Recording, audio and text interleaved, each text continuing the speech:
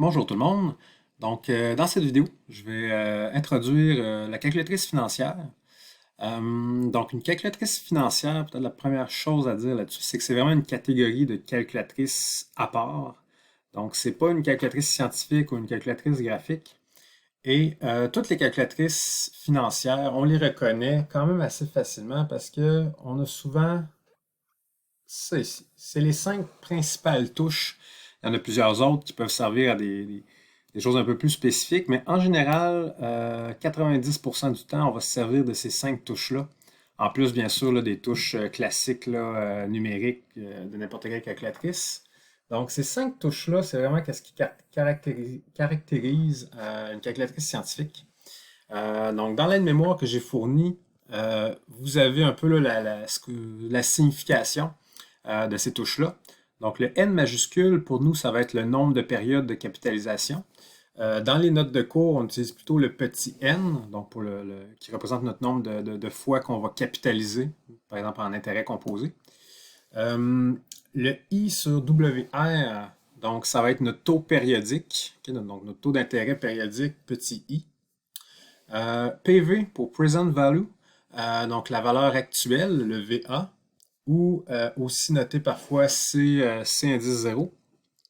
Donc, c'est tout simplement là, notre montant d'argent initial. Le FV pour Future Value, c'est ici. Donc, c'est la valeur cumulée, donc la valeur future à ce moment-là. Et le C, donc le montant capitalisé là, à la énième période. Et finalement, le PMT, qui est pour paiement ou encore annuité. Donc, ça, c'est les 5 touches qui sont les plus fréquemment utilisées. Ce que vous avez à l'écran, en fait, là, vous avez pratiquement la même calculatrice. Donc, ça ici, elle qui est à ma gauche, c'est la 10BA Pro que vous pouvez télécharger et installer sur votre cellulaire. Donc, c'est une application gratuite et qui copie presque parfaitement ce que vous avez ici. Donc, à ma droite, vous avez la calculatrice financière HP 10B2 plus, donc qui est une calculatrice financière aussi, comme on peut voir là. Donc, c'est pratiquement la même calculatrice. Donc, ça, c'est ce que j'appelle un émulateur. Donc, j'ai aussi mis disponible dans l'IA que vous allez pouvoir installer sur votre PC. Je sais pas si ça fonctionne sur les produits Apple, mais sur le PC, en tout cas sur le mien, ça a très bien fonctionné. Donc, c'est cette calculatrice-là que je vais me servir pour mes vidéos du chapitre de mathématiques financières. Et elle à gauche, ben, c'est pratiquement la même chose, donc vous pourrez vous fier beaucoup à la vidéo. Et elle est disponible gratuitement aussi. Donc, c'est pas mal ça pour la présentation générale. Maintenant, des petits réglages nécessaires à faire avant d'utiliser la calculatrice. On a un réglage à faire important. Donc, la première fois que vous téléchargez votre application, il y a il y a souvent un petit mode par défaut qu'on voudrait modifier. Je vais peut-être vous montrer si vous regardez à droite. Si je nettoie ma mémoire, Clear All, on voit 12, on l'a vu rapidement, je vais leur montrer, 12 paiements par année, alors que nous, on voudrait seulement un. En fait, un paiement par période. C'est plus comme ça qu'on va utiliser notre calculatrice. Donc, pour l'ajuster, tout simplement suivre ça ici. Ça se peut que dans votre application, ça n'apparaisse pas quand on nettoie la mémoire. C'est pas grave, il faut juste s'assurer de l'avoir fait. Donc, ce qu'on va faire ici, donc un réglage que vous aurez seulement à faire une seule fois, et ensuite vous aurez pu à y retoucher. Donc, à moins que vous ayez besoin de resetter votre calculatrice. Donc, j'appuie sur 1. Ici, le Shift met par en bas, donc pour le rouge. Et je vais aller ici, le paiement par année. Et voilà. Et c'est maintenant seté. Je peux même nettoyer ma mémoire, on va le voir. Il y a seulement un 1 qui a apparu. Je le fais encore. Donc ça, c'est mon premier petit réglage à faire. Sinon, vous n'obtiendrez pas les bons résultats. Donc, il faut vraiment s'assurer d'avoir fait ce petit réglage-là une première fois. Ensuite, donc on va utiliser couramment cette calculatrice-là. Une petite chose à toujours faire à chaque fois qu'on veut faire un nouveau calcul, c'est vraiment de vider la mémoire. La raison est importante, c'est que si vous ne videz pas complètement votre mémoire, ça se peut qu'il vous reste des nombres en banque et que ça va contaminer vos nouveaux calculs. Et là, ça va fausser vos résultats. Donc, avant chaque nouveau calcul, ça se fait vite. Vous avez juste à nettoyer votre mémoire. Et à ce moment-là, tout ce qui est enregistré en termes de N, d'intérêt, de PV, PMT, FV, tout ça, ça va se nettoyer. Donc, L sur ma calculatrice à droite, j'ai fait ça ici. Sur votre calculatrice, sur l'application cellulaire, c'est pratiquement la même chose. C'est juste que ici, vous avez ce bouton-ci et le Clear All est juste à cet endroit-là. Donc, c'est pratiquement la même chose. Faut juste, le principe est le même, il faut vider la calculatrice. On va faire un premier exemple de calcul et juste pour s'assurer que dans le fond, tout fonctionne bien et ça va terminer la vidéo. Donc, on va aller dans les notes de cours ici.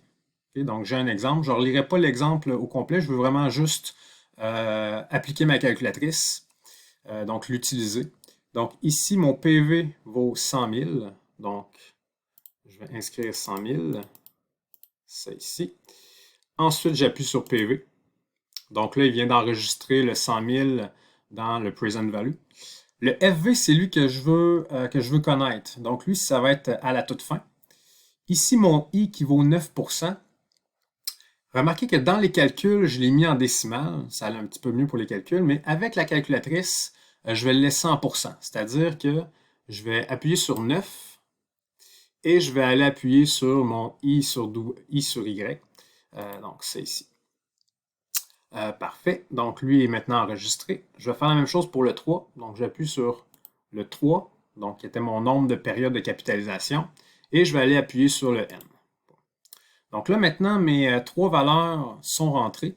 Je n'ai pas eu besoin de mon PMT. Okay? Donc, par défaut, étant donné que j'ai nettoyé ma mémoire, il a mis un 0 au PMT. Donc, c'est ce qu'il faut. Par contre, si je n'avais pas nettoyé ma mémoire, ben, s'il m'était resté un PMT à quelque part, une valeur non nulle, ça aurait pu contaminer mon calcul. Donc, maintenant que j'ai rentré mes trois valeurs ici, ben, j'ai tout simplement appuyé sur FV et ça me donne mon résultat. Première remarque. Donc, ici, là, vous avez le calcul qu'on a fait avec la formule. Première remarque, c'est que ici, en faisant la formule, j'obtiens un résultat qui est positif. Ici, les négatifs, okay, c'est pas un bug, c'est juste un peu la façon dont la calculatrice financière fonctionne. J'en parlerai un petit peu plus en détail dans les notes de cours, mais c'est quelque chose à prendre en compte, là, entre autres pour cet exemple-ci, le B, qu'on va faire plus dans les notes. Donc, première remarque, c'est le négatif. Inquiétez-vous pas, c'est tout à fait normal et classique. Toutes les calculatrices financières fonctionnent comme ça. Donc, c'était ma première remarque. Ma deuxième remarque, donc ici, avec l'émulateur que j'utilise ici et elle que je vous ai fait télécharger sur votre cellulaire, il suffit simplement, comme vous avez pu voir, d'appuyer sur FV à la toute fin. Pour ceux qui auraient peut-être une Sharp, c'est légèrement différent. Vous avez un COMP, donc pour Compute. Vous avez juste à appuyer sur le Comp, donc COMP, et ensuite appuyer sur le FV. Donc pour les quelques personnes qui ont peut-être une Sharp, juste à faire cette petite étape et c'est très très équivalent à ce qu'on vient juste de faire. Donc ça termine la présentation de la calculatrice financière. Donc vous avez vu qu'on a obtenu le bon calcul. On pourrait peut-être penser qu'une calculatrice financière, si on a les formules, on peut se l'éviter. Pas tout à fait. On va voir un petit peu plus loin que pour certaines opérations, ça serait impossible de le faire algébriquement. Et à ce moment-là, ça va vraiment prendre une calculatrice financière pour trouver en particulier là, les taux d'intérêt. Ça sera un petit peu plus loin dans les notes qu'on pourrait être confronté à ce type de problème. Donc, ça termine la vidéo.